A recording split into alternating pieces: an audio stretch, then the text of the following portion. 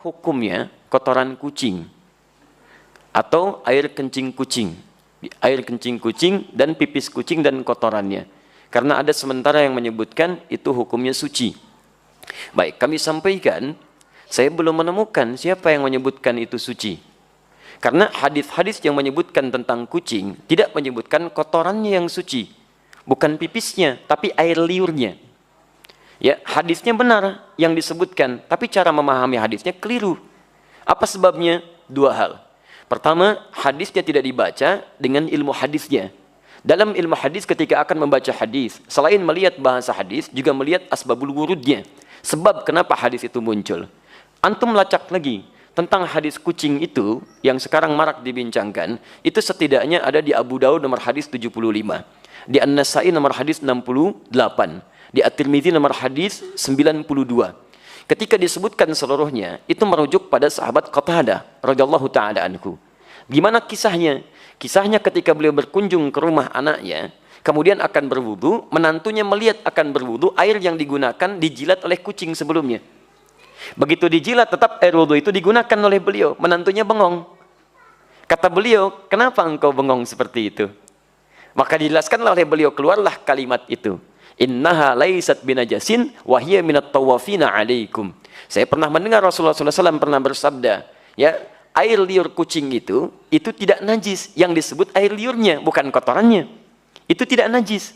Karena kucing itu hewan-hewan yang sering hadir di sekitaran kita. Baik, dari mana tahu itu menunjuk pada air liur? Baca hadis 76-nya di riwayat Abu Daud. Ya, di situ ada riwayat dari Sayyidah Aisyah radhiyallahu taala anha menyebutkan, karena Rasulullah SAW di riwayatnya, Ra'aitu Rasulullah SAW, saya pernah melihat Rasulullah SAW yatawadda'u bifadlih. Beliau pernah berwudu menggunakan air yang pernah dijilat oleh kucing. Jadi berbicara tentang air liurnya, bukan berbicara tentang kotorannya. Sekaligus ingin membedakan air liur kucing dengan air liur anjing. Kalau air liur kucing menjilat bijana atau menyentuh bijana, maka tidak perlu dibasuh karena suci nilainya. Boleh antum gunakan airnya. Tapi kalau anjing yang menjilatnya, maka baru dibasuh dengan 7 basuhan, salah satu menggunakan tanah. Itu maksudnya. Dan semua mazhab di sini sepakat. Makanya ketika disebutkan dalam kitab Al-Ikhtiyarat di halaman ke-26, disebutkan qaul sampai ke Syafi'i, sampai ke Ahmad. Dan disimpulkan wa qaulul ashab. Qaulul ashab. Dan pendapat para sahabat terkait dengan masalah ini, maksudnya para sahabat mazhab dari Asy-Syafi'i, dari Ahmad, mereka menyimpulkan. Lihat kalimatnya, wa qaulul ashabi. Dan kesimpulan dari pendapat sahabat-sahabat mazhab menyimpulkan, al-hurratu wa ma dunaha minal khilqati tahirun.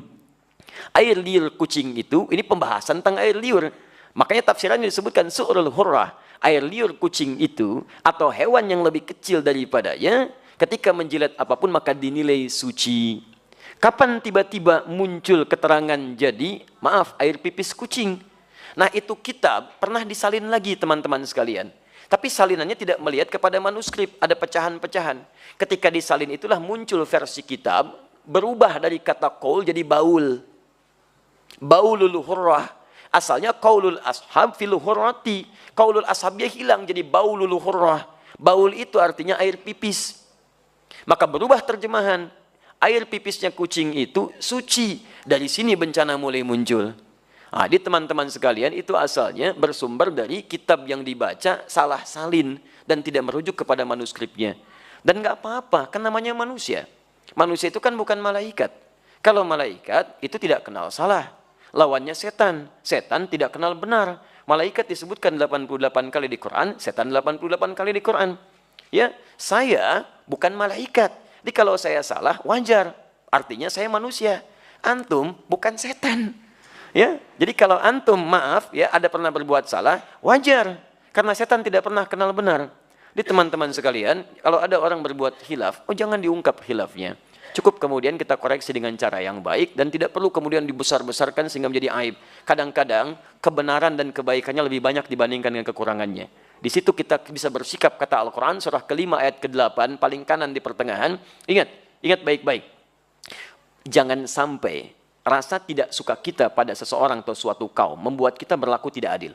Wala yajrimannakum syana'anu qaumin ala alla ta'dilu. I'dilu huwa aqrabu littaqwa. Jadi kalau antum tidak suka pada seseorang, jangan sampai bersikap tidak adil. Pasti orang itu punya kebaikannya. Karena antipati nanti kebaikannya semua ditinggalkan, itu tidak baik.